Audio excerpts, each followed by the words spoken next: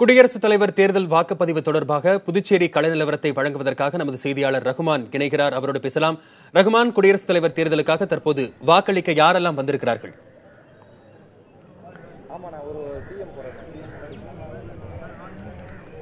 கண்டிப்பா, அதாவது புதுச்சேரியில் குடியரசுத் தலைவர் தேர்தலுக்கான வாக்குப்பதிவு இன்னும் சற்று நேரத்தில் துவங்க இருக்கின்றன. இதனைத் தொடர்ந்து புதுச்சேரி சட்டப்பேரவை வளாகமானது 2 அடுக்கு பாதுகாப்புக்கு உட்படுத்தப்பட்டிருக்கின்றன.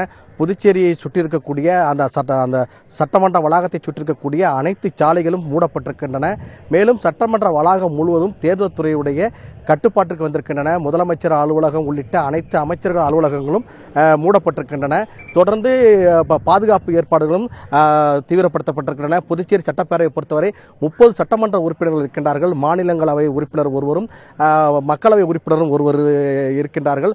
தொடர்ந்து அதாவது தற்போது சட்டமன்றத்திற்கு வாக்களிப்பதற்காக சட்டமன்ற கொறடா அனந்தராமன் வந்து கொண்டிருக்கின்றார். சட்டமன்றத்திற்கு உள்ளே சென்று கொண்டிருக்கின்றார். இந்த சட்டமன்ற பேரவை பொறுத்தவரை ஏற்கனவே குறிப்பிட்டது போன்று அதாவது 30 சட்டமன்ற உறுப்பினர்கள் இருக்கின்றார்கள்.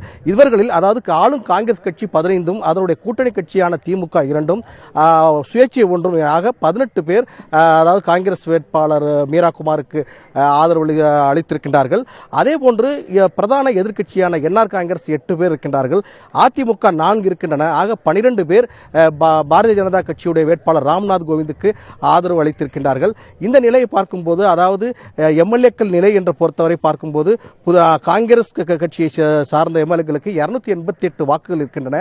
அதே போன்று பிஜேபி வேட்பாளர் ராம்நாத் கோவிந்துக்கு 192 வாக்குகள் இருக்கின்றன. இருந்த போதிலும் 2 எம்பிக்கள் இருக்கின்றார்கள். அதாவது என்ஆர் காங்கிரஸ் கட்சியை சேர்ந்த ஒரு எம்பியும் அதிமுகவை சேர்ந்த ஒரு எம்பியும் இருக்கின்றார்கள். இவர்கள் இருவரும் அதாவது நாடாளுமன்றத்தில் அங்கு வாக்களிக்கின்றார்கள். இருந்த போதிலும் இவருடைய வாக்கை பொறுத்தவரை 2 பேருடைய வாக்கை பொறுத்தவரை 1416 வாக்குகள் இருக்கின்றன. அதனுடன் எதிர்க்கட்சி வாக்குகளை கூட்டினால் 1608 வாக்குகள் இருக்கின்றன.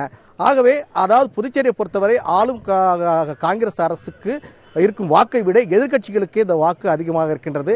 இருந்த போதிலும் அதாவது தற்போது வாக்களிப்பதற்காக சட்டமன்ற உறுப்பினர்கள் வந்து கொண்டிருக்கின்றார்கள். மேலும் சட்டப்பேரவை வளாகத்தில் அதாவது இந்த முறையானது மிகுந்த கெடுபிடிகள் இருக்கின்றன. அதாவது உரிய பாதுகாப்புக்கு உட்பட்டுதான் அனைவரையும் உள்ளே அனுமதிக்கின்றார்கள். செய்தியாளர்களுக்கு கூட அந்த வாக்களிக்கு சட்டமன்ற உறுப்பினர்கள் வாக்களிக்க செல்வதை கூட படம் எடுக்கக்கூடாது என்ற ஒரு கட்டுப்பாடு விதிக்கப்பட்டிருக்கின்றன. தொடர்ந்து அது குறித்து அவர்கள் பேசி வருகின்றார்கள்.